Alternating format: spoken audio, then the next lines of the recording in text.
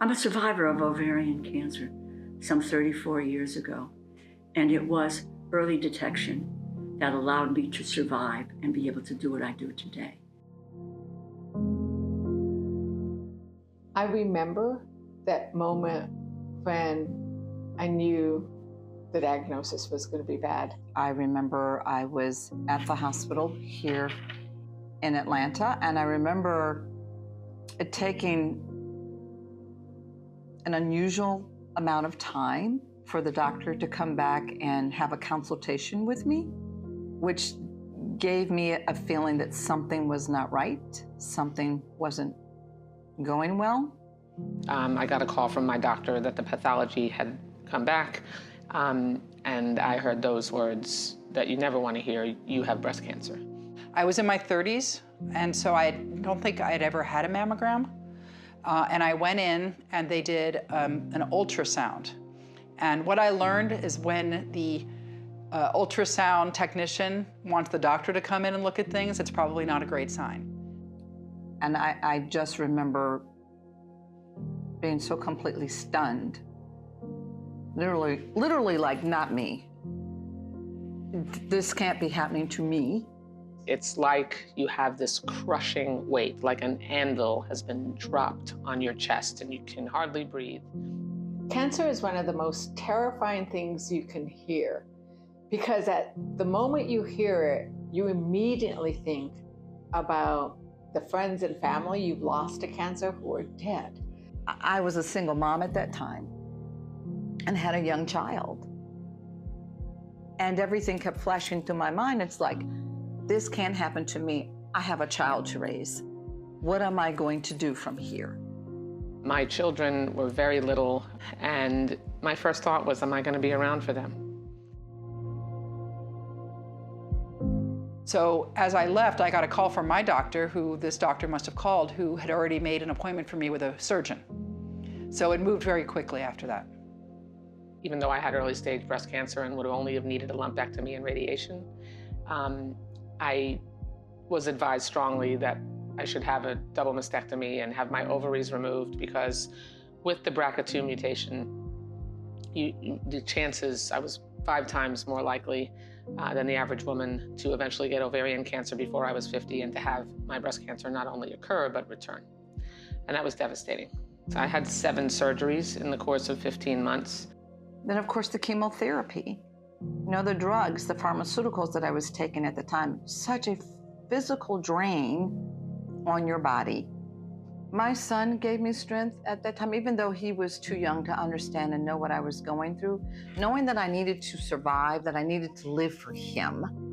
When I would look at him and see his entire life unfold before my eyes, and I wanted to be there, and I wanted to raise him and make sure that he could live his life. I decided it was important to keep my diagnosis private until I was all the way through the course of treatment that was recommended. When you're diagnosed with cancer, you really have a desire to be more than just cancer. But I also, as a public figure, I wanted to make sure that I wasn't in the press every time I was quoted during my treatment as Debbie Wasserman Schultz, who's currently battling cancer. You lose control of a lot when you're going through cancer, and you definitely want to hold on to as much control over your own life as you can.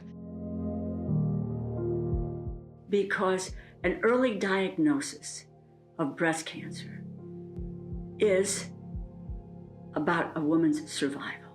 99% of women who have a breast screening, a mammogram, that they then, when it's found, they can get the treatment that they need, and 99% of women survive.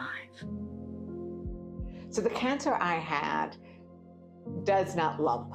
And so it is often goes undiagnosed. And we all know that if you don't catch breast cancer early, it will metastasize and it can kill you. And so that early screening makes all the difference. North Carolina was the last state to expand Medicaid. And it is so crucial, particularly for preventative health care, because people who do not have health insurance end up just waiting until they're very sick and then going to the emergency room. If you know that you can go to the doctor once a year, get your regular mammograms, get your screenings, that gives you peace of mind, but it also is the incentive to catch things early. And we know that if people catch breast cancer early, they can avoid having invasive surgery. They can fully recover. They can fully go into remission. We hear from women all the time that they don't want to go and get scans because what if they actually have cancer, they're underinsured and they don't know how they can pay for it. And no one should ever have to make that kind of choice.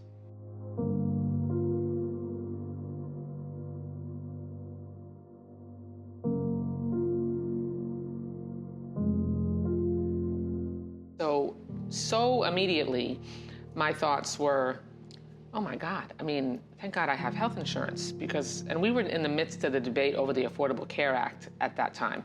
This was 2008. I could not wrap my mind around the horror that women experience when applied to my own situation. And also that I would have been, if I couldn't have gone right to the doctor, I would have been diagnosed so much later stage. The Affordable Care Act was revolutionary when it came to cancer screenings for everyone, but particularly women. It's no cost now. Your Bedrock health insurance plan now has to cover the cancer screenings, so that's saving lives, it's saving money.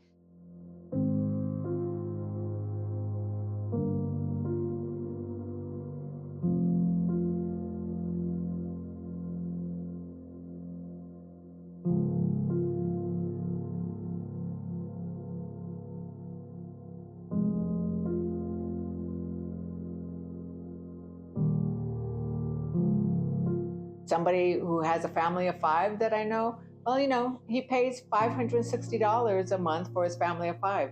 If we get rid of those tax credits, it's going to go to $2,600. He won't be able to afford it for his family. So his wife won't be able to go get her mammograms. His children will be uninsured, and so will he. Health access doesn't just happen by chance. It depends on federal funding that keeps clinics open, covers screening programs, and supports research that leads to better treatments. And when that funding is cut or politicized, it's women, especially those already facing barriers, who are most impacted. And as a clinician, I see firsthand how policy decisions show up in the exam room. Because every dollar pulled from preventative care, every attack on coverage, means another patient who delays getting a mammogram or skips a follow-up because of cost or fear. Protecting women's health care isn't political, it's life-saving. And it's going to take all of us, providers, advocates, and lawmakers, to make sure every woman has access to the screenings and treatments she deserves. If you don't have health insurance and you can't make those choices and you don't have that immediate access to health care, and I would not be sitting here. I really would not be sitting here if I hadn't had health insurance. And that's what I always say, and so many of my colleagues and I on the front lines of this say, not having health insurance kills people. People die directly as a result of not being able to get access to health care.